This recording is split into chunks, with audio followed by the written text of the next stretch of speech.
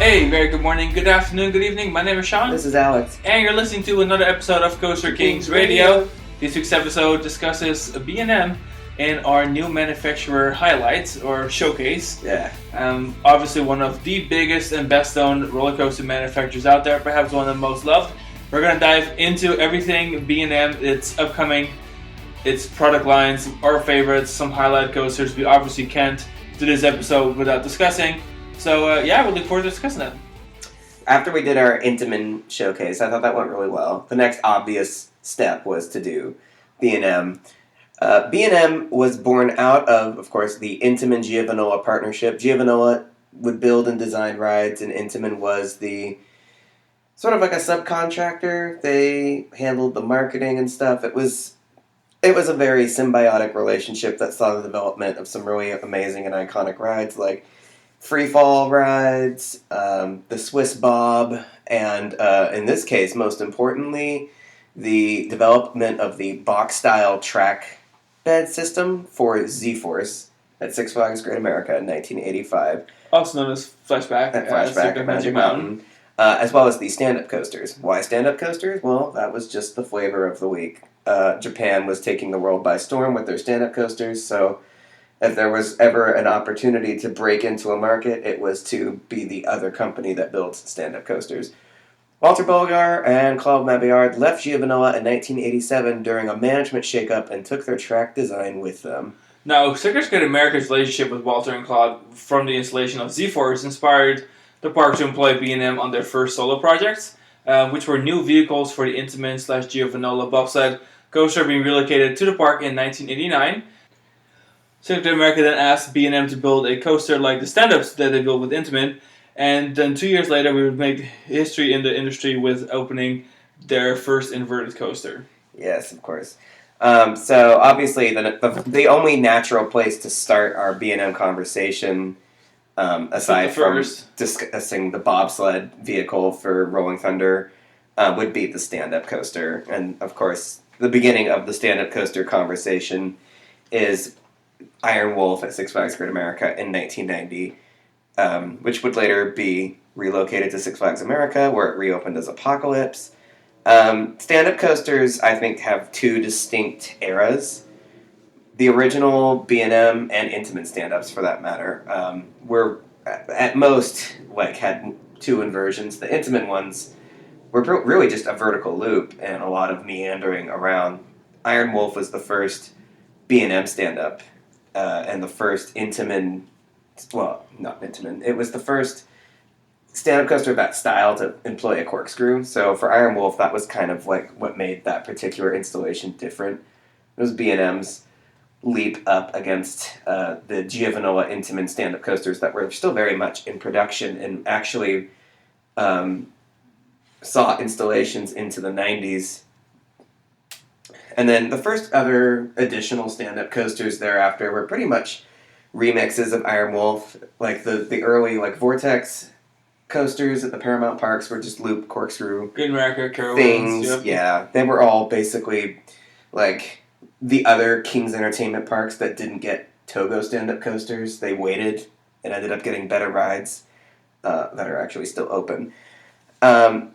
The only stand-up coaster that I think people can universally agree on is Riddler's Revenge being the best, being amazing. Being the big boy, being the boss. It's really the coaster to talk about when you talk about a stand-up coaster in terms of quality of experience. And we ourselves are quite fond of it. Obviously, we've ridden all of them, all the big ones, and all the smaller ones even too, I believe. Yeah, I think we've ridden every B&M stand-up. I don't think we're missing a single one, and it's obvious that Riddler's Revenge is just that much better. It's born out of a necessity to kind of work its way around the existing infrastructure that was already at Six Flags Magic Mountain, but also kind of coming last in the whole range of that product type, and kind of already, existing after major rides opened, such as Kumba, for example, and other major B&M loopers that kind of paved the way for a bunch of different kinds of elements. And so we're so much later in modern designing that by the time Riddler's Revenge was opened, the stand-up coaster could just do so much more. It was just spectacular what it could do. It's ironic because Riddler weaves around not one but two Intamin Giovanola rides. Or they did, and now both of them are gone. Riddler's Revenge is sort of like the third take of the larger stand-up coaster pedigree, which began with the first of the big stand-ups, which was Mantis at Cedar Point. It was the first stand-up coaster with like a dive loop. Like they really shook up the stand-up coaster formula with that ride. Shockwave at Drayton Manor, the last Intamin stand-up, was also the first stand-up coaster to have more than just a handful of inversions. And the only one that I've ever and the only one with a zero-G roll. But B&M.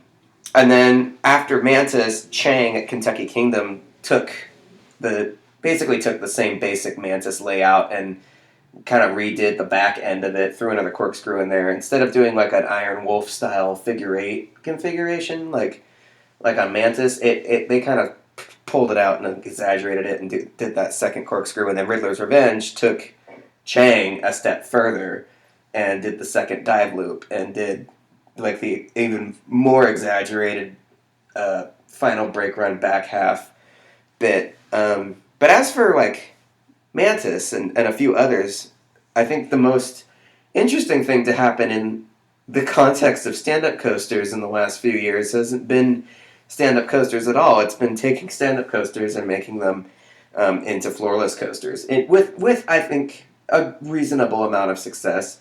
We love Rougarou. We think Rougarou is perhaps our favorite floorless coaster. Yeah. Patriot turned out so well. Vortex obviously was a bit of a mess because the older B&M stand-ups, I hated. It just, they kind of railed themselves apart towards the end, and I didn't have the privilege and the excitement of being the last public Vortex train ever, and I was really hyped to do that. But then I did think Patriot was a really good fit. Patriot runs great. The nice thing is that the center of gravity on these coasters are a little bit elevated because they used to be stand-ups, so the way that the track was designed is for your heart to be, elevated compared to most usual coaster trains. So in order to do that with the floorless conversions, those floorless trains are actually elevated, so they are the taller floorless trains than the regular floorless trains are. That's higher. We haven't ridden Firebirds yet, but obviously the layout is really fun, so I look forward to seeing how that's going to feel. But based on Rougarou and Patriot, it's going to be kind of like a middle-sized version. I'm really excited. Yeah, I like Apocalypse, and I like, obviously, Patriot. We love Rougarou. I think Firebird is a cool choice. I like that Six Flags went through the trouble. Even with the sort of lukewarm response from Rougarou and Patriot in some circles, I like that Six Flags still went forward with Firebird. I will be honest, I really hope Vortex at Carowinds gets this kind of makeover. I think that would be fun. I think Georgia Scorcher, even though Georgia Scorcher is a great stand-up, that was the last one. That was the last B&M stand-up. The stand-up coaster. It is funny that for B&M, it came and went. It's a stand-up, but not a kind of looper. Yeah. It has an invert, of course, and a really classic Schwarzkopf, but yeah. It kind of feels like, I guess it has Blue Hog. Yeah. But in a way, to me, I feel like it could have just been a floorless or a regular sit-down. Yeah, well, still been really because cool. that one. It's funny because Riddler was, the big stand-up, and then for Scorcher the following year they went back to the Iron Wolf Vortex sort of. It's funny because it really does feel like Iron Wolf in its layoutiness. It just feels like a modern Riddler, like if Riddler had a child with Iron Wolf, a really optimized version. But yeah, kind of a funny, very petite little B&M for a Six Flags park to build in 1999. But I think that would be a fun candidate for a floorless coaster. But yeah, at the time, Six Flags Over Georgia had Mindbender, they had Ninja, and they had Viper. They had their little Schwarzkopf shuttle loop too, so they didn't need another sit-down coaster. And I guess hell or high water, they were going to build a stand-up coaster, even if it wasn't going to be. Even though it was a very similar ride to what Carowinds had already had for 7 years, they were still going to do it.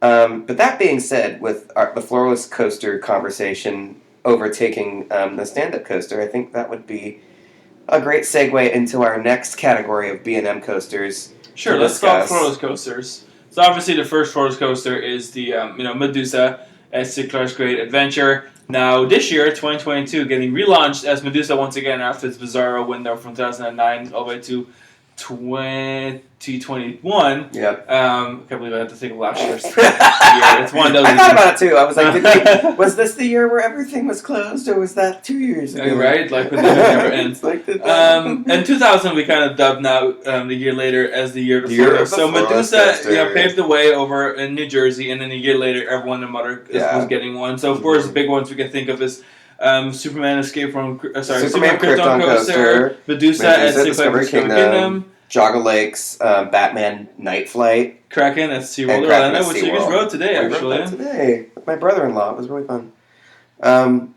But yeah, the class of 2000 B&M floorless coasters I think are iconic, and they all are very evenly spread out, distributed across the country, and are cult classics to this day. I mean, Medusa at Discovery Kingdom is still the tallest and fastest coaster in Northern California. Like, that hasn't changed.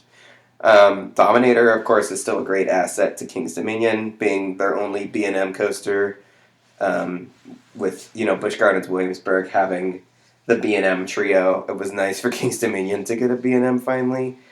Superman Krypton Coaster, I feel like it never lives up to my expectations as much as I want to. I don't think you really ride it for the intensity level. You ride it for the views. Yes. Like being on the quarry wall. Yes. And I still find it quite interesting that they had this quarry wall to work with, and somehow a superhero-themed floorless coaster is what they went with. I mean, a floorless coaster diving off the cliffs would be really cool, but I always kind of think that's such a unique aspect. You don't really need a superhero to market it, especially on the park where there weren't really any superhero rides to begin with. Yeah. So it was kind of like this weird standout, like singular superhero coaster, which usually most parks will start with their superhero thing. It's usually always Superman that goes first, like when Discovery Kingdom finally made the switch in 2012 to the first DC character themed ride. It was, downhill from there, but obviously that was all Superman themed. Yeah. So Krypton Coaster, I like the ride, but I don't think it's as good as the other floorless coasters. Yeah. Because of its pacing issues, but it's still a really fun, pleasant ride. I just think like having Kraken nearby. I feel like Kraken has the pacing that I wish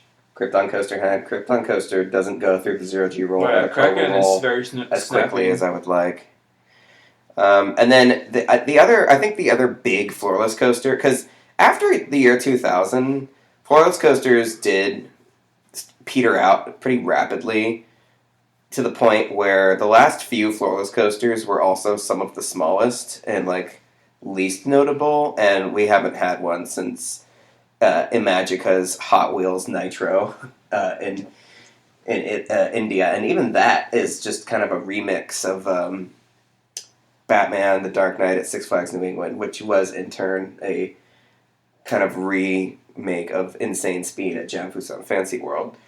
The last great floorless coaster we have yet to ride is Superman at Park Warner Madrid, and we really look forward to that one. I look forward to the lack of a mid-course bake run. Looking forward to the Figure 8 Helix. I'm looking forward to the Immelman. That follows the vertical loop. It's just all around a really cool layout, and it's kind of out there in a big field, which, despite some people criticizing that, I kind of look forward to being kind of a giant floorless coaster, nothing kind of around it. I feel like most of them, either the setting is, makes or breaks the coaster. I look forward to kind of having a different kind of experience on Superman there. Yeah. I think that was a clever choice considering the other B&M Mega Looper that shares the country with Superman, but we'll talk about that in a little bit.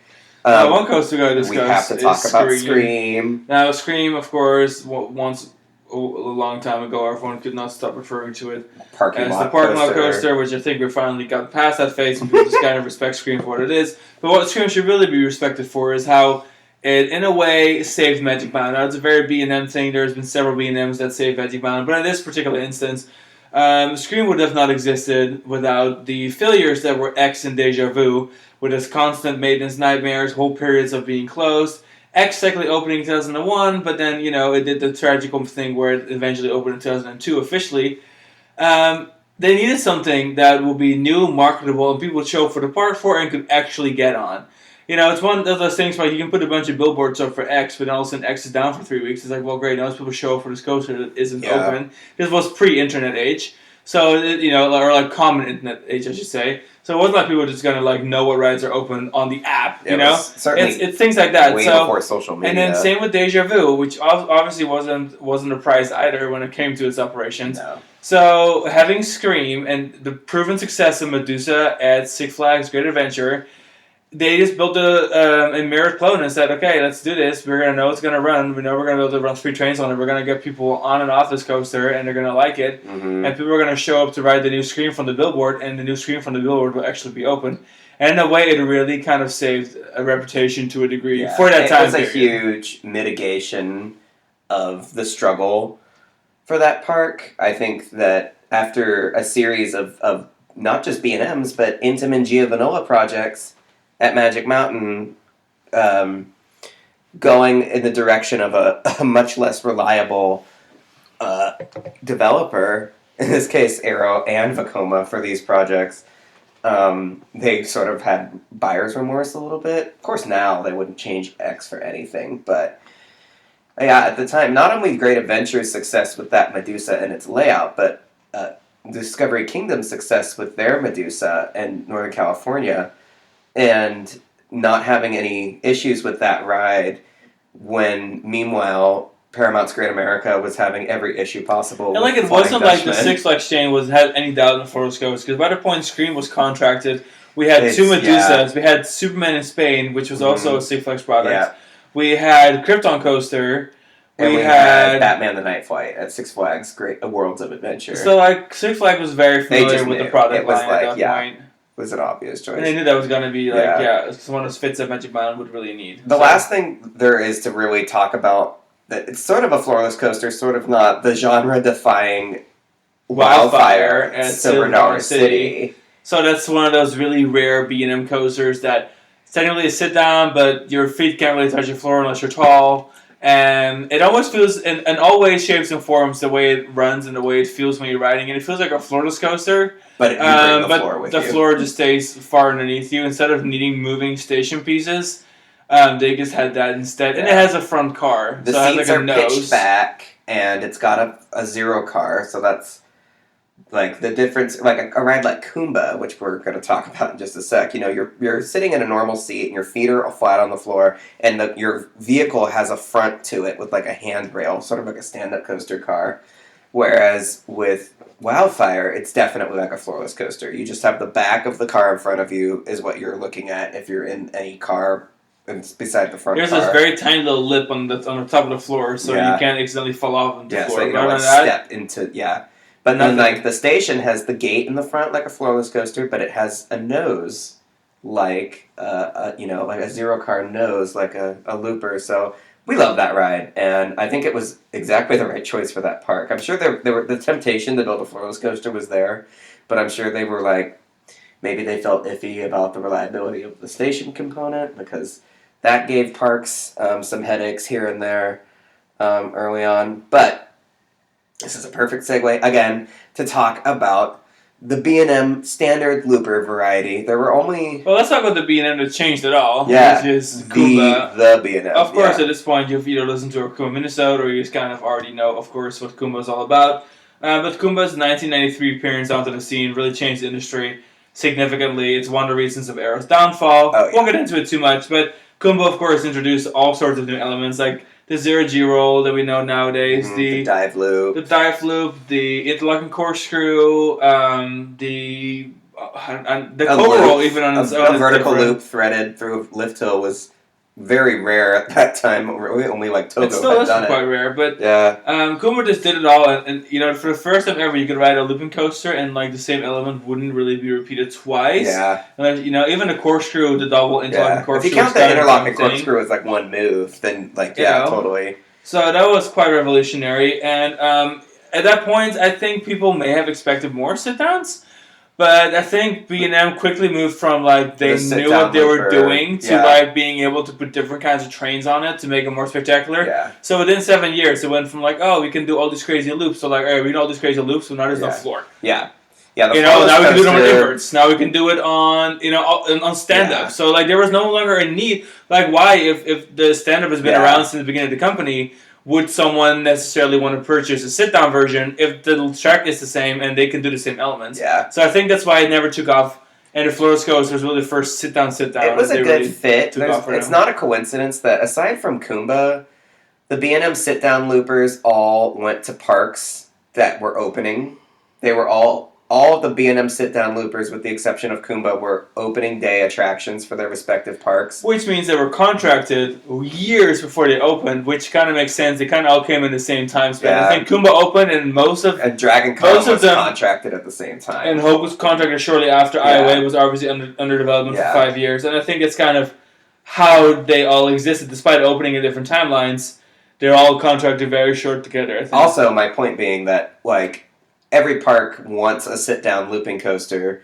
Most of B&M's clients already had a first or second generation traditional looping coaster, but a new park that still needs their first looping coaster may as well go through B&M instead of needing a gimmick. Instead of like, who are they going to go through? Why? It's like there was no reason for like Islands of Adventure, for example. Well, maybe that's not the best example since they wanted to do the launch, but I guess a park like Port Aventura, who not everybody knows. Port Aventura has a really interesting history because it was developed by the Anheuser-Busch company and then sold during its development, and then it was sold a second time to Universal. And Universal sold it. Yeah. So it's in like its fifth chain of command now. But it's no coincidence that Dragon Con was the signature ride for that park because it was basically like as soon as Kumba was open, probably even before Kumba was open, they knew that was going to be a winner, and by replicating it in Spain, it was a safe choice.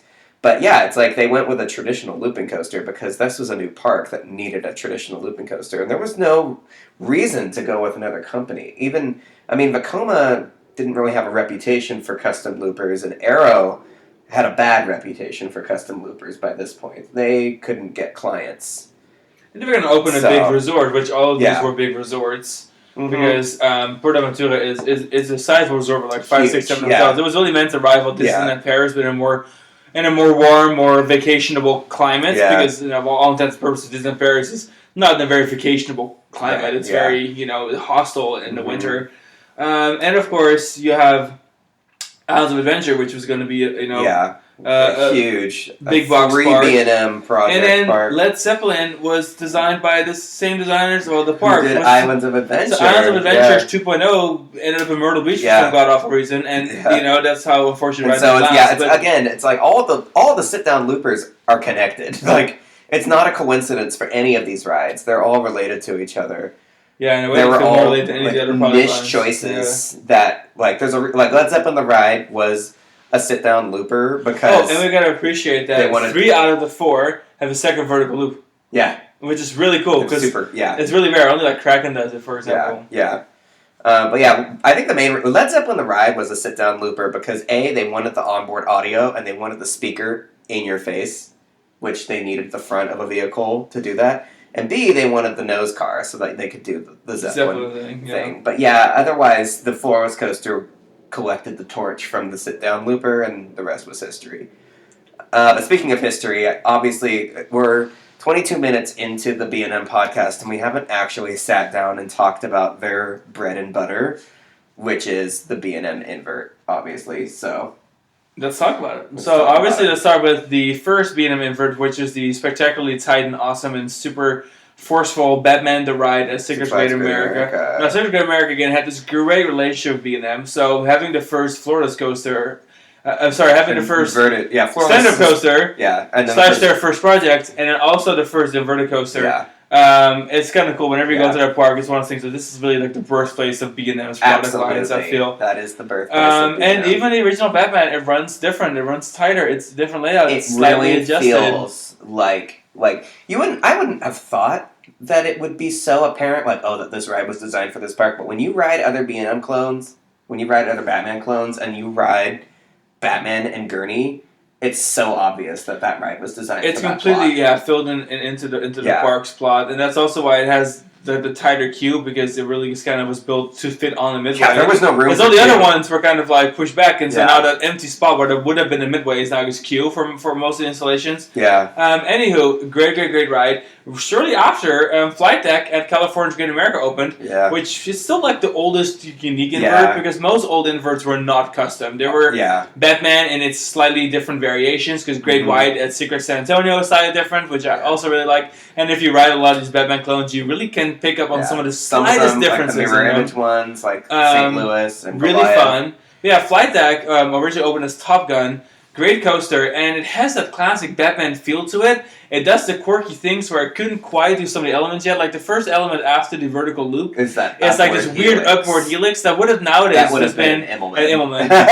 But they couldn't do that on inverts yet back then. And then that Zero G roll is small and snappy. Snug. It needs to do 7-car train. Yeah, it does a couple of adjustments throughout the layout just to kind of position itself for the next element. That corkscrew is fire. Exactly. The 270 is amazing. Yeah, and for B&M, it's kind of rare for like a coaster to need to adjust itself to be ready for the next element, but only some of the older ones kind of do that. Like obviously the stand-ups really do it, and you can really notice it on Vortex, both Vortexes, Iron Wolf, Flight Deck. Some of the more custom, not cloned attractions, you can kind of notice it. Obviously nowadays everything's so smooth, it's hardly noticeable. But that's really cool. Nemesis, you will probably talk about that one. Go for it. Yeah, I feel like Flight Deck is sort of like the oldest of the non-clones, even though obviously the original Batman was not a clone. It feels like not as original now because there's so many. Flight Deck just feels special because it's so unique and was not cloned. Nemesis feels the same way. That ride was such an outrageous runaway success. It was like a perfect like planets aligning moment because they had this great new ride system with lots of potential, and they had this client, Alton Towers, which was ready. They were ready to do completely outlandish things to accommodate a roller coaster of this style.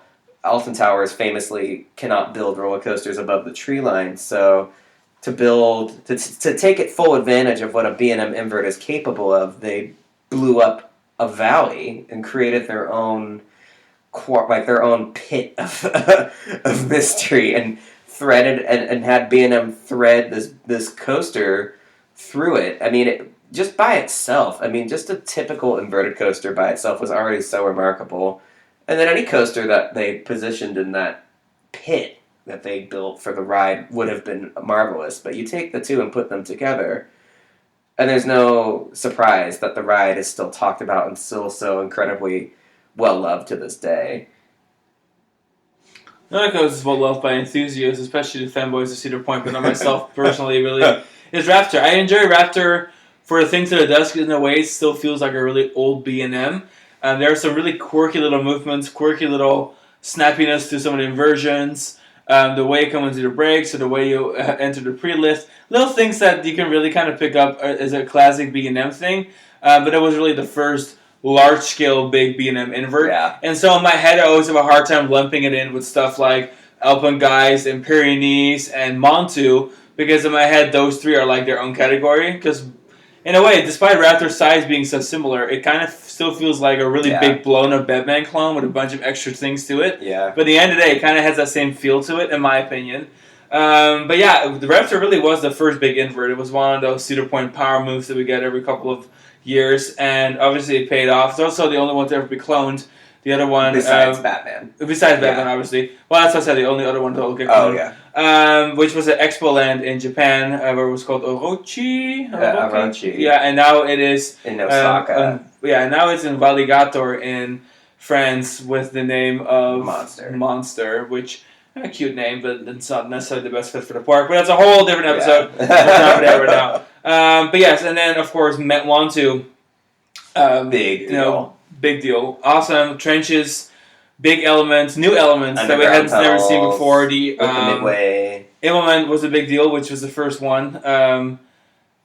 Kind of funny is like the underground tunnel having that weird turn in it. Yeah. But also the Batwing element on the coaster. We've obviously seen them on the Aero Loopers, Viper, for example, Magic Mountain, or the Great American Scream Machine and the Shockwave coasters. We had seen it before, Viper at Darien Lake. You know, it isn't a new element, but for B&M it was a new element, and it's almost wild to me that we saw it on the invert first and not on the sit down. We never did see it on floorless or anything. I feel like I would now think about it in the moment. I think it would have been such a funny and great fit for like a floorless coaster or a sit down, like something with a Kumba snappiness to it. I think it's because the Cobra roll is more dramatic and more spectacular.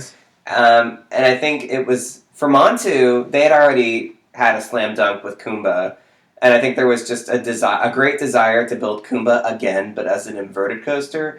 but to shake things up a little bit. So instead of a dive loop, it's an Immelman. Instead of a boomerang, it's a bat wing. And instead of two corkscrews, it's a loop and a corkscrew. And then a corkscrew. Totally. Yeah. 100%. And then I think we just got really lucky that another bat wing was built that for whatever Carowinds was somehow possessed to build not just the other inverted bat wing, but to make it a full underground tunnel that tunneled under a midway, the entrance of the park.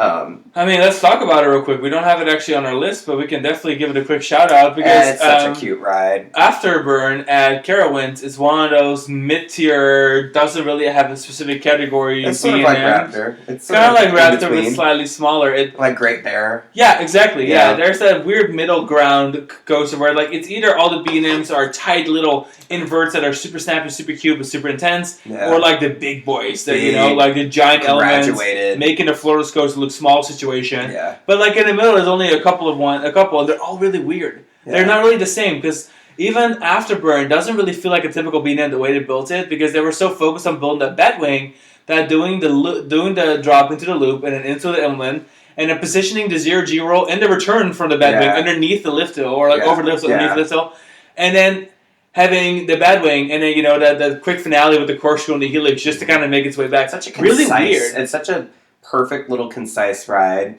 Yeah, if you draw it on a napkin, you're like, oh, this is satisfying, because it really doesn't really cross over itself more than like twice. Yeah. And then you have we didn't even put Great Bear on this list either. It's just so hard not to talk about like all of the inverts because Great Bear is so weird. When we were making this episode and made some show notes, well, one of those things we'll talk about. It's like, wow, this is B&M though. Like there are so many coasters and all of them are pretty much like top tier. So which ones do you leave out? And even now we leave them out, we're still talking about them. So I guess we're just gonna. The best thing about Great Bear is not the vertical loop, not the Immelman, not the 0G roll, not even the helix at the top of the lift hill. It is that little ridiculous U-turn after the 0G roll, the downward U-turn that hugs the final brakes for Super Duper Looper. That element is the funniest, coolest, most random. Well, and then there's the weird transition between the swing over the water and then like the corkscrew in the opposite direction because you couldn't only fit it in that direction. Because it has to exit like under the lift hill for Super. I love that. I mean, talk about rides you can only fit corkscrews in certain ways. Let's jump to Silver Bullet real quick. Oh my god! Because that's another one of those middle ground coasters that like I don't think about it in the same scope as Alpengeist and Montu. We haven't even talked about Alpengeist yet. But it has that completely unique layout that is not seen ever again. With the Stengel dive. But also with those two corkscrews with that little swing in the middle because they wanted two corkscrews and like they couldn't even fit in a double roll, which would have been kind of fun to see for the first time. Yeah. But instead they had to build two corkscrews in opposite directions to kind of fit them over the lake. Yeah. And so they put that swing in the middle and it's like everyone's favorite thing is the swing on Silver Bullet. That ride it's like a legend. Kicks ass. People slept on that ride for years. People were just mad that it ruined the only naturalistic aspect of the and some people, park. They don't like the drop, and like when it opened, they're like, oh, this isn't that intense, it's not as good. That ride has aged better so well than most coasters. They just added a new, they purchased a third train for it in 2018. I mean, who does that? That's so 14 years after opening, Okay, you have to talk about Alpengeist. Okay, let's talk about Alpengeist. That's my favorite, like, big invert. That's your favorite invert period, is it not? Well, my favorite invert period would be a giant invert boomerang from Vekoma. Well, okay, your favorite B&M invert period. Honestly, it's hard because it could also be Uzzi's or Black Mamba. Our last Black Mamba ride was pretty good. I know Uzzi's is fucking awesome. Oh, sorry for language. It's awesome. Anywho, so Alpengeist, my favorite of the big boys. I just love the idea of the lift hill being the giant support, the ski lift supported craziness. It's like a hyper coaster. Using the terrain. They did such a good job with that. And it's an invert. Knew that it would be so tall and so prominent. They did not want to dirty up the skyline too much. And there's just something about having a giant spiraling drop down, which is significantly larger than any of the other drops, because then it doesn't just go back to ground level. It goes way deeper. Well below. And then it has that giant Immelman that's just massive. I mean, it's the biggest Immelman on any invert, obviously. And then you just keep going down into the ravine, and you have that vertical loop. After the vertical loop, you keep going down even further. And you have that super snappy, really tall Cobra roll. Unbelievable. And there's only like one other coaster that has a Cobra roll similar to it. That's Hope, because the Cobra roll is so elevated that like the top of it's very snappy, but the actual half loops part of it are very tall. Like Roller Coaster Tycoon. It's quite different, and I really, really like it about that. It's just super snappy, and then you have obviously the S turn into the brake run, which slams the shit out of your head. Mid-course and then G-roll. The post mid-course is really cute because that could only be done when you have a terrain to work with. So dives again back into that valley, and then you have a 0 G-roll, which who has a 0 G-roll post mid-course? Nobody has that. Super wild. You know, even more people have the loop than they have the 0 G-roll post mid-course. And then you kind of just wind your way up using a corkscrew and a helix. Nicely themed, and like it ends on a bit of a more of a chill note. As where like the beginning is so intense that I feel like the middle of the ride really is the intensity maximum. Like that Cobra Roll is so intense, everyone just shrieks. Like it's so intense. Your shoes off. Almost like the Bedwing on Montu in that way. Yeah. And then like it makes its way back and it kind of finishes a little more slow. And I kind of like it that way. Yeah. It really packs a punch. That ride. But it paces itself pretty nicely. Remember when we sessioned that in the rain? Oh my god, it was so awesome. So great. So yeah, that's why I like Alpha Guys. Now we have to be sad for a little bit because we have to talk about Dueling Dragons because you just can't talk about B&M inverts without talking about... The only completely retired B&M attraction. Yeah, the only B&M attraction that is completely... So obviously Hulk was demolished and rebuilt. The attraction didn't go anywhere. Just gotta retrack.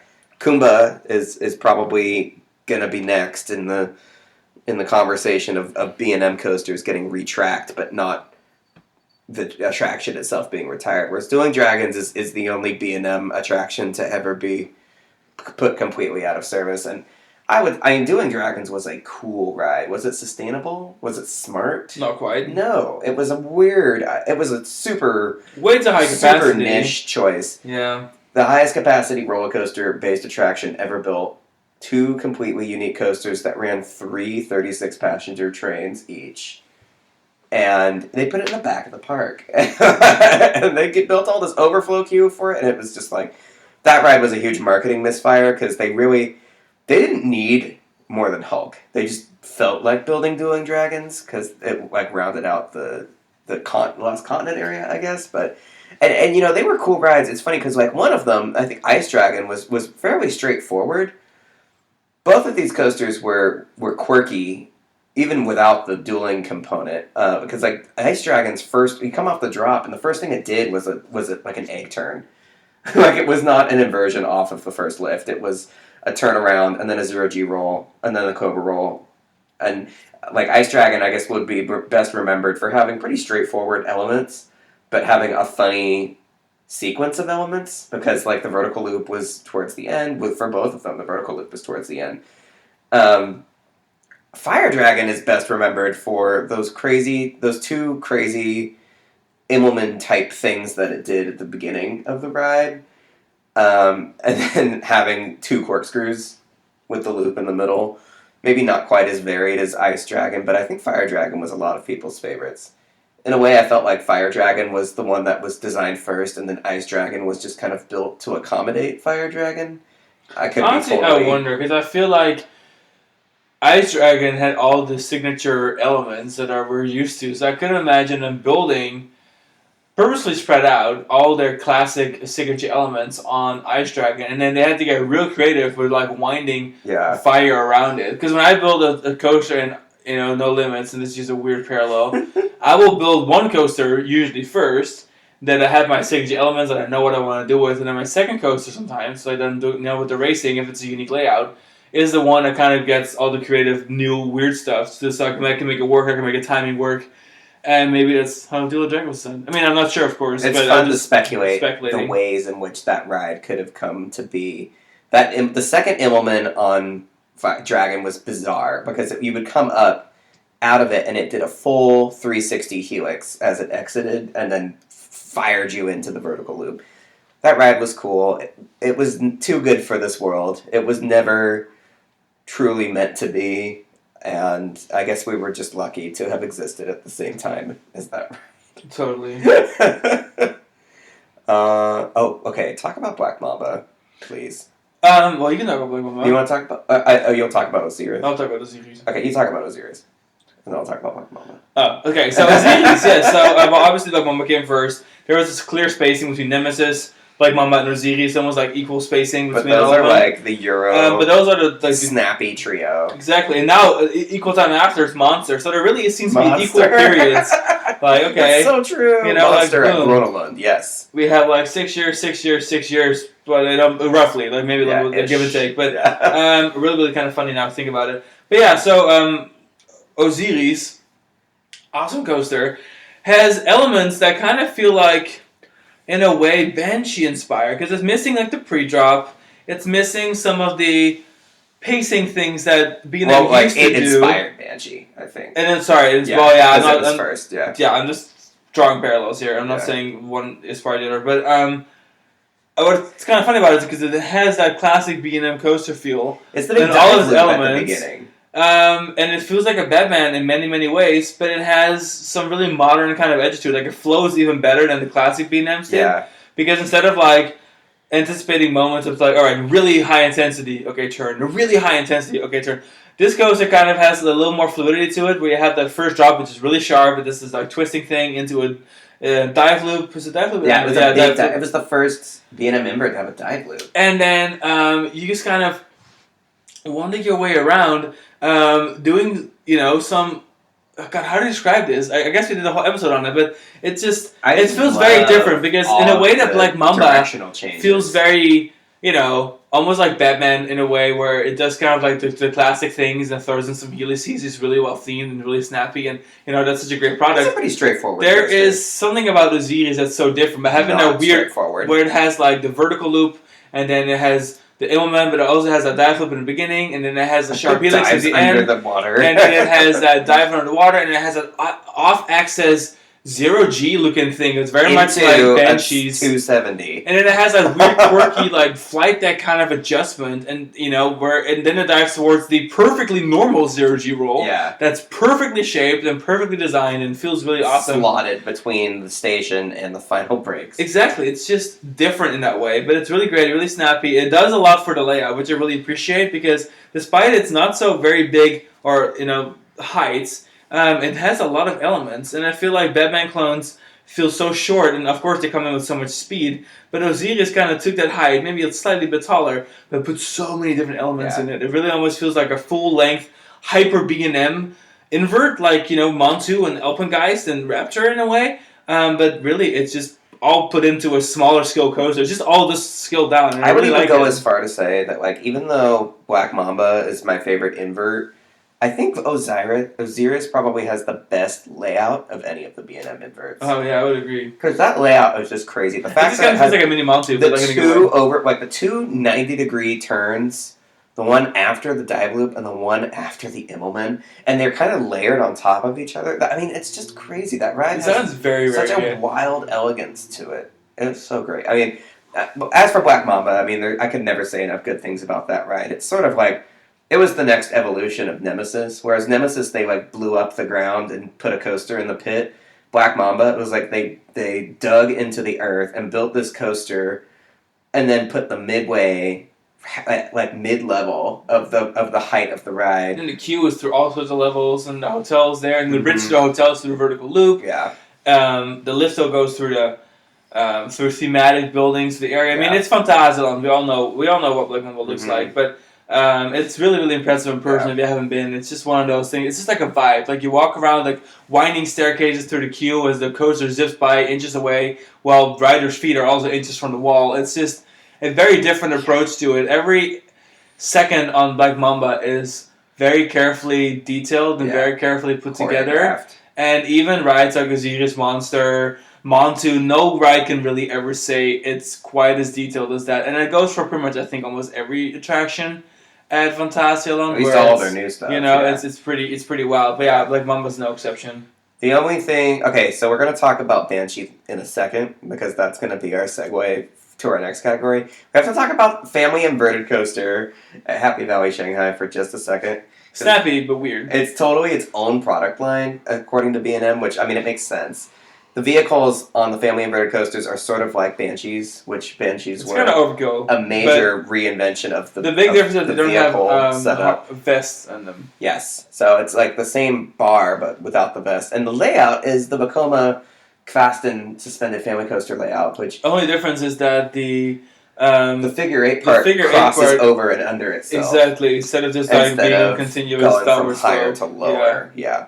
Super fun ride, way well over engineered. Probably B&M probably charged them so much freaking money. It was one of those things where there's only 2 of them. I don't think we'll ever see one again. It was like we're only getting them at Happy Valley because only Happy Valley was like dumb enough to tell B&M that they wanted Vecoma's family invert, but Vekoma was too busy. They were too booked up to build them one. So B&M's like, we'll do it for 3 times the price or whatever, and Happy Valley's like, okay. But no, okay, now we need to talk about Banshee because... Before I go there, I want to just mention Monster real quick one more time. So Monster and Grenadine. So of course, that is now the 4th big custom, recent-ish European B&M invert. And it does things even more differently because of its space constraints, hovering over Grenadine's already very tightly packed theme park, mostly zero-G corkscrewish kind of elements. The first B&M looping invert to not have a vertical loop. And lots of tight turns and swingy moments. It's a very different approach, but obviously needs to be mentioned. We haven't first written it yet. Sven has written it. He loves it. But obviously it was a surprise and a relief to many to see the original 90s style B&M trains return to the inverted coasters. I don't think people were that surprised because I think people knew that you can do the tight stuff with the Banshee trains. Banshee's vest restraints are definitely an acquired taste. Banshee, I feel like, could be its own product line because it vaguely resembles other inverted coasters. It has its own width of track, like its own unique track gauge. Obviously, the trains are different. Banshee was a ride that we liked a lot. I liked it a lot in the beginning because it was so novel to have a new B&M invert, and then I kind of was over it, and now I've come full circle, and I'm crazy about it again.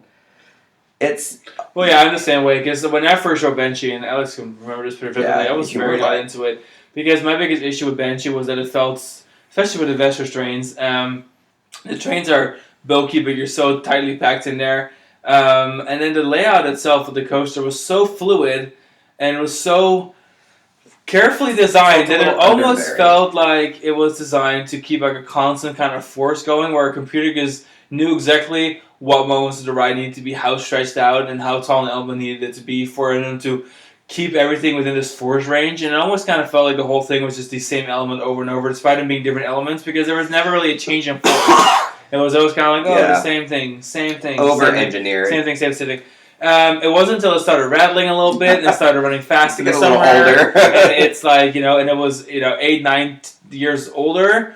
8, 9 years, sorry, like 6, 7 years older that I really started liking it, where I'm like, wow, now this ride is really starting to kind of get some character. And I'm a big Banshee person because it has this, grandiosity to it. And we really like wing coasters, and Banshee in many ways feels like a giant wing coaster, except for you're not, you're hanging we call it the suspended wing coaster. Especially when you sit on the sides of those Banshee cars, like it gives definitely wing coaster And of course, it has that really infamous finale roll, which it's done on almost every wing coaster, but it isn't done on any other coaster. So having it on Banshee is one of those things where it's like, wow, this is clearly one of those things where, like, obviously they were rumored to either go with a B&M wing coaster or a B&M invert, and they went with the invert. But I feel like they're in the design process. They were like designing 2 kinds of rides, and they were picking what they wanted. And I think they were like, we want that element from that wing thing over here. Can we do that? And I think that's kind of how it came to life, and it's one of my favorite elements on that ride. It's so I have a theory that Banshee would have ended with a corkscrew, but then they changed their mind when they saw the stretched out roll from the wing coaster concept. And it works with how elevated it is, because it is really in the valley, so it's cool. Because Island has more terrain than I'm trying to give it credit for. Once you stop thinking about the things that you wish Banshee was, you start to love it for the things that it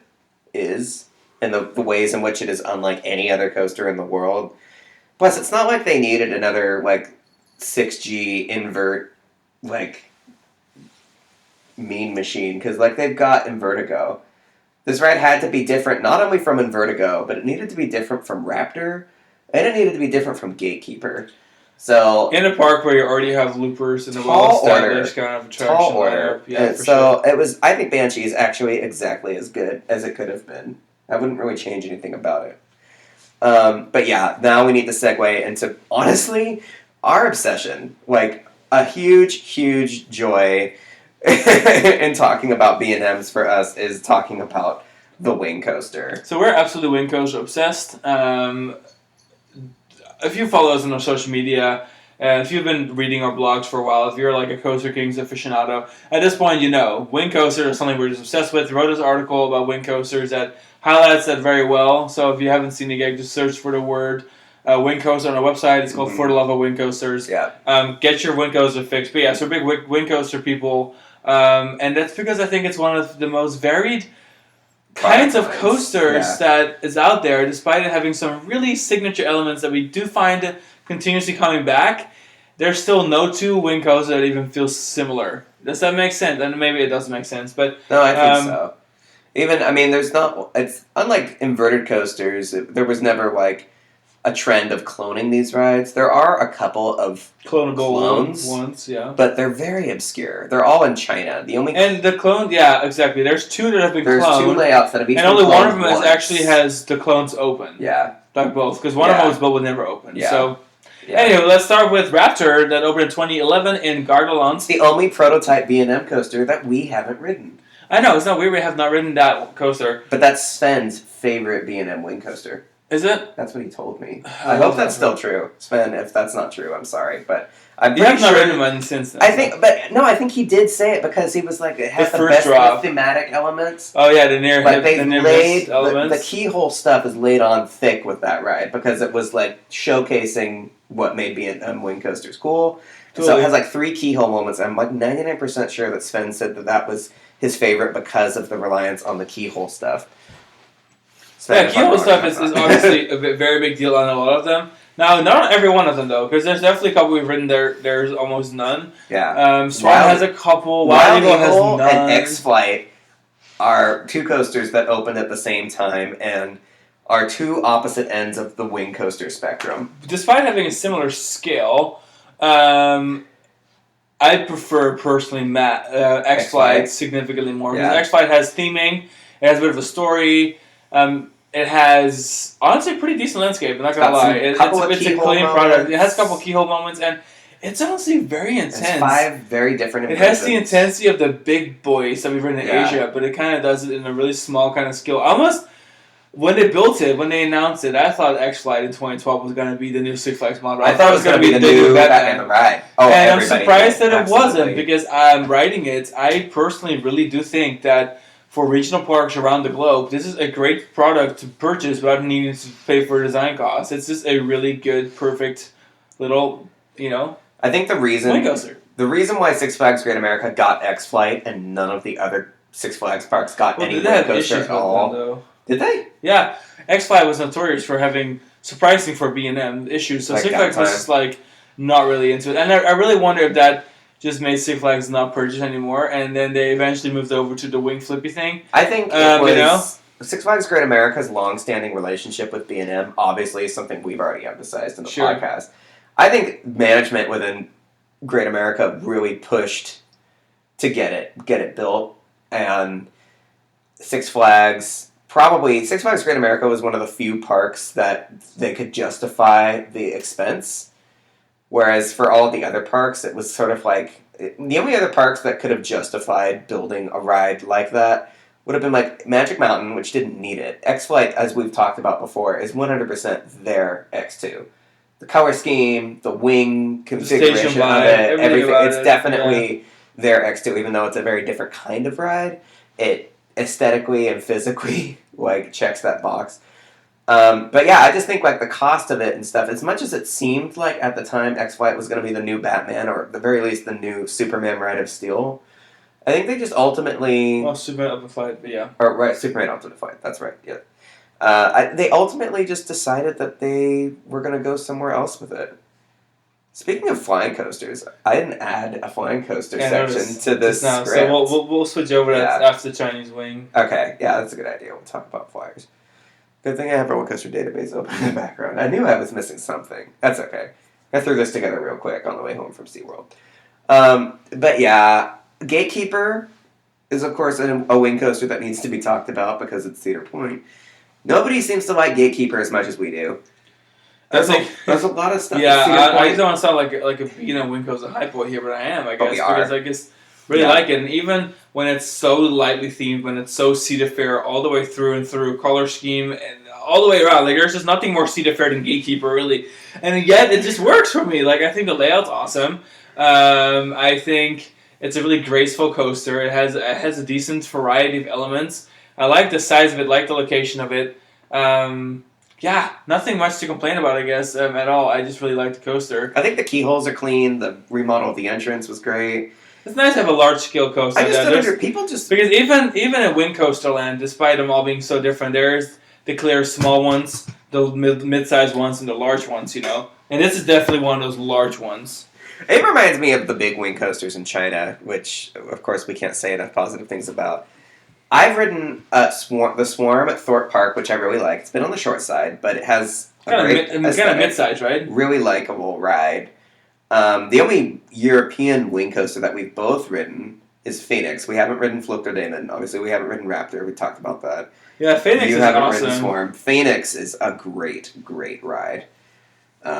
And a great setting, a great presence. Phoenix may be the most intense wing coaster. If anyone thinks that B&M is boring them out, as people always like to say, Phoenix is absolutely intense. It's one of those rides where you're like, wow, why? But also like, wow, this is cool. Because having that dive loop, like whatever they call that, like the half loop, the dive loop, and then into a sharp airtime hill, into a freaking Immelman, and then into a helix. Yeah, into a 360 dirt turn helix, and then up into a 0G roll. It's just absolutely insane. Oh, it's so good. Really and then followed up by a couple of quick like transitional airtime hills. And it's not a very long ride, but it just does everything right. You know what I'm saying? Yeah.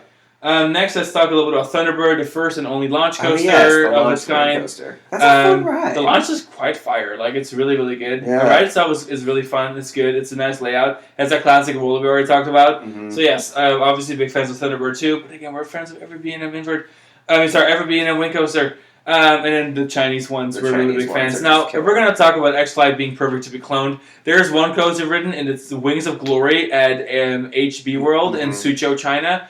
That is technically a clone of the Hot Go World one. Now, the Hot Go World park never opened. In Ningbo. And it sits there, empty. So the original one built and sat, and then HB World cloned it, and now the clone of the original is the only one that's actually been open.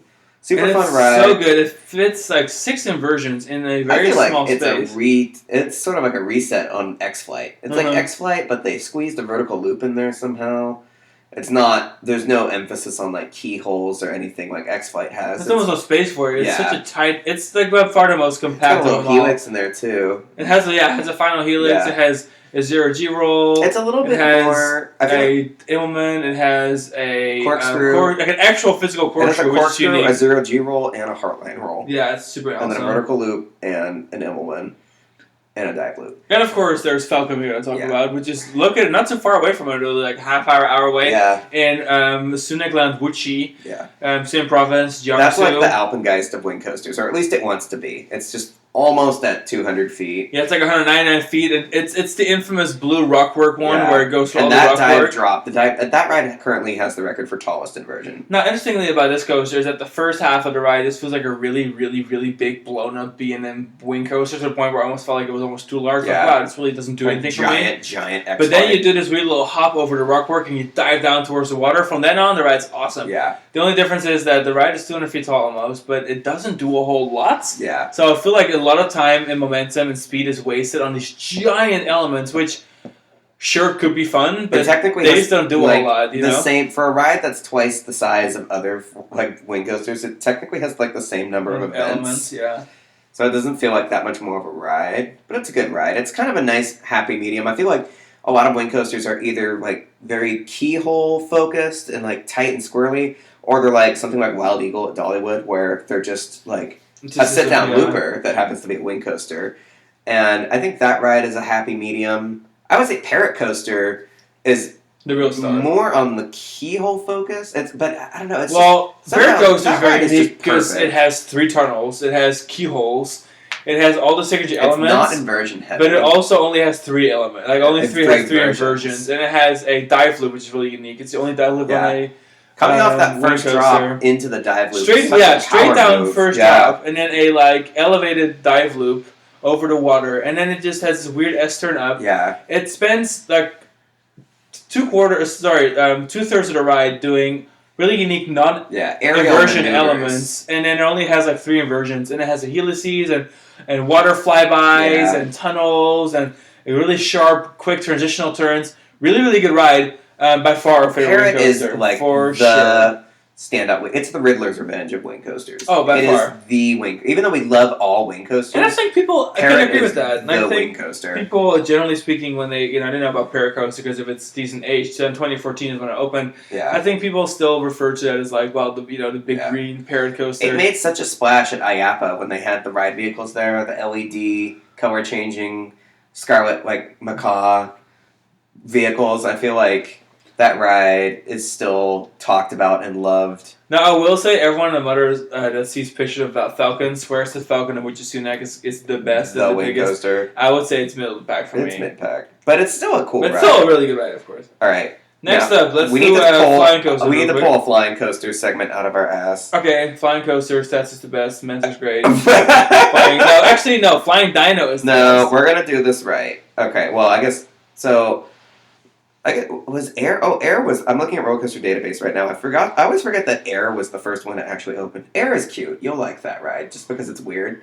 Yeah, it's the only Galactica now. It's like the only B&M flyer. I think it's the only B&M flyer that didn't bother itself with either a pretzel loop or with any I guess Starry Sky Ripper doesn't have a pretzel loop either, but Starry Sky Ripper will try to kill you. Like that ride will make your brain bleed. Yeah. I don't really have a lot to say about the Superman Ultimate Flight clones. Nobody does. Move on. That's sort of unfortunate. Or Crystal Wing, for that matter. Crystal Wing at least looks cool. Well, not anymore, because the paint job it has looks terrible. There's no need to talk about the Superman Ultimate Flight clones, because the best thing about those are the pretzel loops, and those can be found on much more interesting coasters. Well, let's talk about the big five. The flyers? The big five flyers. So the big five flyers, let's start with, we can go in order. Should we go in chronological order? Yeah, okay, so let's start with Tatsu. Yeah. So obviously Magic Mountain's actual savior. I mean, Magic Mountain was so close to closing and having its whole coastal line ripped out because nobody wanted to buy it, and then they would just put a bunch of houses there. And one of the Hail Mary passes of all times was Tatsu. And Tatsu pretty much single-handedly saved the gate, and it was one of those really, really expensive, super over the top, super ambitious roller coasters that the park swears they'll never ever do again, and it worked, and I'm glad that it did. And it's a great coaster. It's the only coaster that in this product line, I guess, that has such a terrain difference where your first drop can be 120 feet, but you would also finish the whole ride, the finale, with a 140 foot pretzel loop. Yeah. It's one of those really unique situations where the mountain really helps, and the views from the coaster are absolutely insane. When you do that horseshoe over Samurai Summit, you're like way off above the park. It's kind of, people just don't give it the recognition for that. I feel like it should get. It's really cool. Even though I feel like I prefer Flying Dinosaur personally, I think Tatsu again is the more impressive. Kind of like Osiris has the best B&M coaster layout. It has the best B&M invert layout. Tatsu probably has the best layout of any flying coaster. I wouldn't necessarily agree with that, because I think do you think the layout of Flying Dino is better. Flying Dinosaur certainly. Flying Dino's first straight down twisting drop is insane, and then the triple up weird inversion the 1.5 barrel roll. And then the Immelman into the swooping dive into the pretzel loop. I mean, God, that ride is such a the freaking Airtime Hill. And then the helix over Jurassic Park, and then that seamless inline twist at the end. I still think Flying Dino is the best. But Manta is really good too. Obviously, has been cloned to Acrobat. We looked at Manta today. Yeah, and Manta has obviously great integration. It's an absolutely phenomenal B&M flyer. Yeah. It works as a clone, but it is really clear when you ride Acrobat in Nakashima Spyland that it's missing the magic touch. It's missing the interaction. It's funny. It's missing the aquariums. It's kind of just like Manta's the whole package. You don't appreciate all of the things happening around Manta, like the major aquarium operation, until you ride Acrobat and see the way that the infield seems really bare. Still a great ride in its own right. I do love Japan's fascination with the flying coaster. Okay, we need to talk about Starry Sky Ripper and how it's the Vekoma Flying Dutchman. But B&M style. So the only problem with Starry Sky Ripper is the fact that the pacing is really off. The pacing is There's off. moments where you think you're gonna die, and there's moments where it's like, God, can this thing even make it to the element? It was crawling. Which one is it? So the 1.5 0G roll on Flying Dinosaur was perfect. Okay, let's start at the beginning, right? Let's start with the drop. Drop is really cool because it's the only straight down drop on any of the B&M. Totally straight. Like you're literally just like on top of the lift hill, and then you just dive straight down towards the ground, and then you touch the wall, you hug the ground, you have a and then you do horseshoe, the big egg turn thing, and then you cross underneath the lift hill by ways of the weird triple inversion thingy. Yeah. So Flying Dinosaur perfected that inversion because it goes through it at the perfect speed. This ride, Starry Sky Ripper, even though it was the first coaster to have it, and when that ride was announced, and like when people started sawing, they were like, "Oh my god, this is the coolest thing I've ever seen! It's the best the best like B&M flyer ever." It goes through it kind of slow. It slugs its way through it. Kind of hang there. And then you get to the bottom of that shit. And you go through the vertical loop, and it's super intense. I thought my eyes So there's like no winning because you go way too slow, in my opinion, through that first element. And then you go way too fast to the loop. So like there's no way of like, oh, let's speed up the lift a tiny bit. Like there's no choice. Yeah. There's no and that's just there's nothing else to say except. But then after the vertical loop, you have a very Flying Dutchman-ish element where like you go from fly to die. Well, from the light to fly horseshoe, where you just kind of like lay down and you just like kind of spin around and like in this turn where they had to build a bunch of nets because it's so intense. It's unfortunate. Yeah, because people were like losing their shit. And then you have a little water flyby, and then you have a turn into a double outside corkscrew thing. Which is really kind of neat because that feels a lot like that feels a lot more like Firehawk and Batwing. Yeah, it feels a lot more like the Vekoma ones than it does the B&Ms, which always do the Heartline thing. And going like around, almost like an SLC kind of double twist situation is I'm really serious. fun. When you said that to me. You were like, this is the Flying Dutchman of B&M inverts, and that blew my mind because I was like, you're so right. It's the only Flying Dutchman of B&M flyers.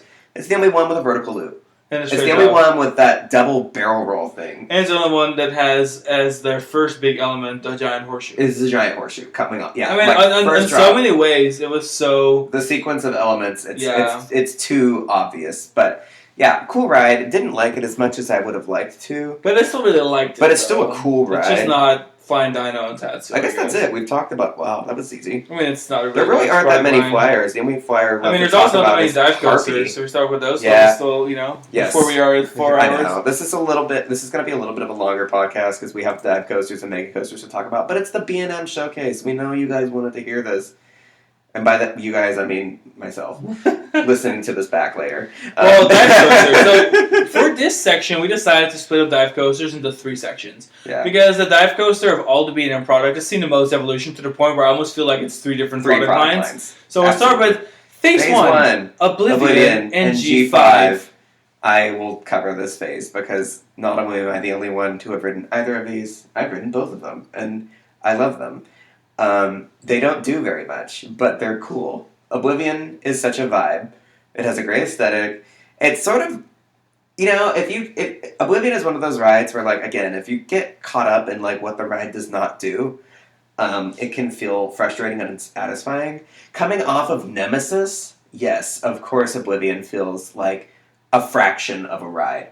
But you know what that ride does do? It does throw you 180 feet into a 120-foot tunnel because the ride can only be 60 feet tall because of that tree line thing. If you treat it like a crazy souped-up drop tower that, like, does things that you'd never thought a drop tower could do, or a coaster for that matter, Junction style, then you can really appreciate it. Oh, yeah, totally. Yeah, the Tower of Terror, right? Yeah. Mm-hmm. Oh, Giovanella, that's one to talk about. And then G5. It's funny. I can't believe that G5 is a straight clone of Oblivion because so much of G5 is above ground, unlike Oblivion. Goldberg City. Retinga Junction. I'm tired. Sadness. Cape Cobra is opening in Iowa next year. Oh yeah. Woohoo. Okay. Anyway. But yeah, so G5 is an identical. It's mirror image of Oblivion, but it's identical. But you wouldn't know based on the fact that you can actually see almost all of G5. It has a small tunnel at the bottom, but you really feel that 180-foot drop. But yeah, again, the ride's over in a flash. They're really cool. They're neat rides. It's no surprise that the product line went nowhere for half a decade because it was just Oblivion and G5 feel like such little prototypes, like such little, like something that you build at the plant just to like test the track bed and the trains. They feel very small when you look at where the dive coaster would eventually go. So there's a bit of a pause, and then the dive coaster kind of picked up steam again when SheiKra was built. SheiKra was so Busch Gardens kind of like pulled the plug and said, okay, we're going to go in this direction. And the interesting thing about SheiKra is that it opened with the same trains as Oblivion and G5, and then were shortly after replaced with the Florida trains once Griffin opened. So that way, 3 years later. That way, SheiKra had the vertical record where it was actually vertical and the height, all that kind of stuff. Yeah. And then Griffin could go ahead and take the Florida's record. Oh yes, because Oblivion and G5 don't actually go to 90 degrees. And so SheiKra did. Once Griffin then reached its point of like the marketing hype being over and the records being over, then they also added those trains onto SheiKra. Now that whole project, I don't think we'll ever see some park do that again because it's such expensive marketing. Oh, let's have 5 trains, and then a couple years later, which was 2 or 3 years later, it was 3 years really later. Short after. Yeah, because let's buy 5 new trains. Griffin and then opened in 2007. It's wild. So for SheiKra, they did it in 2008, which is 3 years after its 2005 opening. But yeah. Anyway, and then of course there is the Changlong dive coaster at Changlong. Changlong Paradise over in Guangzhou. That one had the height, length, speed record for dive coasters until Yukon Striker, even though it doesn't really do much more than like SheiKra, or like for that matter the SheiKra clone type thing in Shanghai, the 10 across SheiKra style clone. There's only 3 10 across B&M dive coasters, and I don't think we'll see any more of them. Griffin was cool. I mean, it's super graceful, but Griffin is a ride that I can easily forget that I've ridden. I guess because SheiKra. I mean, I'm kind of that way, honestly. Also with Shanghai Happy Valley's dive coaster and dive coaster in Changlong. I feel like I'm kind of like that with Ultimate because there's not a whole lot to them. They're so big. I think between the 4 of them. In fact, you could put the one in South Korea, the 8 across Griffin clone, probably in this conversation, and say that between the 5 of these 10 across looping B&M dive coasters, SheiKra is still the best one because of the setting. SheiKra's 8. 8 or because the one in South Korea is also to 8. And then there's the 2 different dive coasters, and then there's Valraven, which is Valraven kind of in the same scope, same size, but of course Vestas trains. And then the same thing goes for Yukon Striker, which does a lot more. Really cool. Seems almost like the transition point into Phase 3. Yeah. Which, while it came after Phase 3 already started, Phase 3 is what we call the 6 across phase. So that's rides like Baron, which does have the classic restraints, but also rides like Krake in My Germany. First dive coaster, yeah. And then, of course, Oblivion, the Dark Hole, at Gardaland. Flying over Asparagus, or whatever it's called, at Happy Valley. Chengdu. And then you have the new ones like Valkyria and Emperor at SeaWorld San Diego. Is Valkyria 8 across? No, it's 6. It is 6? Yeah, it's pretty much like Emperor. Wait, I'm going to double check. Anywho, I can't keep up. It's just, it's the smaller scale, smaller inversions, but they also do a little more. It's not just drops, it's drops, inversions, elements beyond the drop. I think Yukon Striker seems like such a cool ride. Crossover. That's like a wing coaster, dive coaster hybrid. I feel like wing coasters and dive coasters take a lot of cues from each other. As time has gone on, they've become more alike than they are dissimilar. And I think that's for the better. I'm really curious about Dr. Diabolical's Cliffhanger and the ways in which that ride, the second inversion on that ride gives me total wing coaster vibes, just like how a lot of Yukon Striker does. What am I looking up? Valkyria. But yeah, I feel like the 6-car B&M dive coasters open up the opportunity for parks to build these narrow little short stature. Yeah, you're right. Yep, six across. These narrow, statured B&M floorless coasters, a traditional, a ride like Emperor is a great example of how the sit down, the sit down looping coaster box has changed. It went from being rides like an Aero Looper to a ride like Kumba to a floorless coaster like Medusa to now we have Emperor. It's the new generation of like, it's a looping coaster, it's floorless, it also has a vertical drop. The vertical drop and the steep lift hill are not just flashy and thrilling, but space efficient. Yeah, and they're part of a much larger product beyond just the drop being the selling point. Yeah. Kind of the drop is just the beginning, figuratively and literally, with the Diet Coaster product line now. So yeah, let's move over to the last product line, which is the Mega Coasters. Yeah. Okay, so yeah, I guess I didn't put the Mega Coasters last on purpose, but I think it's also a good place to wrap up the conversation, because I feel like for a lot of people, their number one B&M for a lot of people is a B&M hypercoaster. Raging Bull and Apollo's Chariot are great examples of when your prototype also is like virtually the peak. Like, they knocked it out of the park so well with both of those coasters. Apollo's Chariot, I think I like Apollo's Chariot better than Fury. Like, Fury 325 was my favorite B&M for a long time, and like my favorite hypercoaster, airtime coaster type thing. But honestly, Apollo's Chariot left such an impression, and that ride is aging so well. And then we have our Raging Bull rides that we got. Which I really like Raging Bull. I mean, I like both of them a lot because they have so much more character. They're so classic. They're almost like the first B&M inverts, you know? They're just like a different breed. They're clearly 90s kids. But yeah, I mean, those rides, they got it so right. Nitro, the only thing that stands out for me for Nitro, and I guess we just need to ride it again, but like, Nitro was finally, was when B&M finally was able to like shed the pre-drop, which was a bittersweet moment, because the pre-drop was such a B&M signature. Well, in the back row, the pre-drop I feel like the pre-drop on Apollo's Chariot and Raging Bull is like one of the best moments on those rides. But it's definitely a bit more of an aesthetic moment when you have your normal parabolic lift hill and drop. And so Nitro did that. Nitro is objectively a good ride. It's just not one that we think about very often. I just like the support structure a lot. I don't know what the hell they were doing. It's like the one-off support structure situation where it's like giant A shapes, and it's just, it looks ugly. Sorry. I don't know. I think Nitro is overrated personally.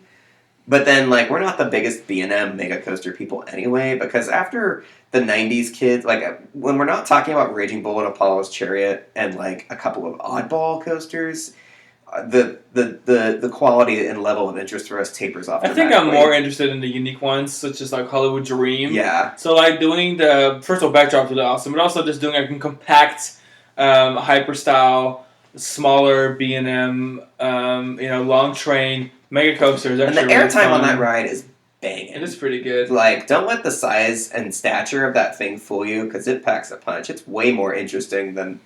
I mean, there was a period where like B&M hypercoasters either weren't being built or they weren't really. I mean, Silver Star is a cool ride. It looks nice. I think the most significant thing about it is when it opened, it was such a unique thing for all of Europe.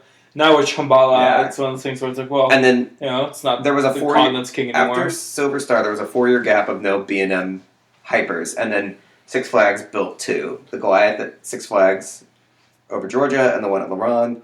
Laurent, we haven't ridden. It looks cute. It looks like the most. I kind of forget it exists. I think most people forget it exists. It must be forgotten B&M, honestly. And then people swear by Goliath over Georgia. I love that ride. I've ridden it way more times than I can count.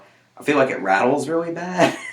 Like, to the point, not as bad as. It's cool how it crosses over the park and it leaves the park and it goes back. Not as bad as the Great Return. Dumbass freaking Diamondback at Kings Island, but it definitely has a rattle.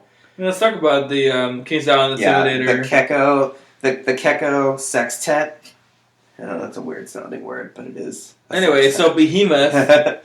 So, first of all, let's talk about the V-seater. So you have Behemoth, Intimidator, and Diamondback. Diamondback rattles, so it's not our favorite. Behemoth is fine. I didn't love it. That's one that we wrote it, and I'm like, if I couldn't tell you a damn thing about it. But then Intimidator and Carowinds actually quite like, and then which is funny because I feel like that's then the least talked about, because at the same time, of course, Carowinds is Fury 325, which is then the most talked about B&M hyper mega coaster. Also, it didn't help that King's Dominion's Intimidator was like way more interesting. There was just nothing to be said about Carowinds' Intimidator at the time. But yeah, I feel like of the three, it's aged the best. And then there was Leviathan is cool. I like it better than any of the 3 hyper B&M coasters at those parks, but it's still It feels like it's just getting started and then it's over. I don't know. I don't know if I would take it over Orion. I need to ride both of them again before I can decide. Fury is the obvious good B&M Giga, like the one that everyone loves. I think there's a couple of people that like Orion better, but I think they just really like Kings Island, and that's fair because we really like Kings Island too. But yeah, and there's not really much to say about Fury that hasn't already been said, except that that ride has the substance. It's got that length, and I love that so much of it is low to the ground. It's such a huge departure from like a typical hypercoaster experience.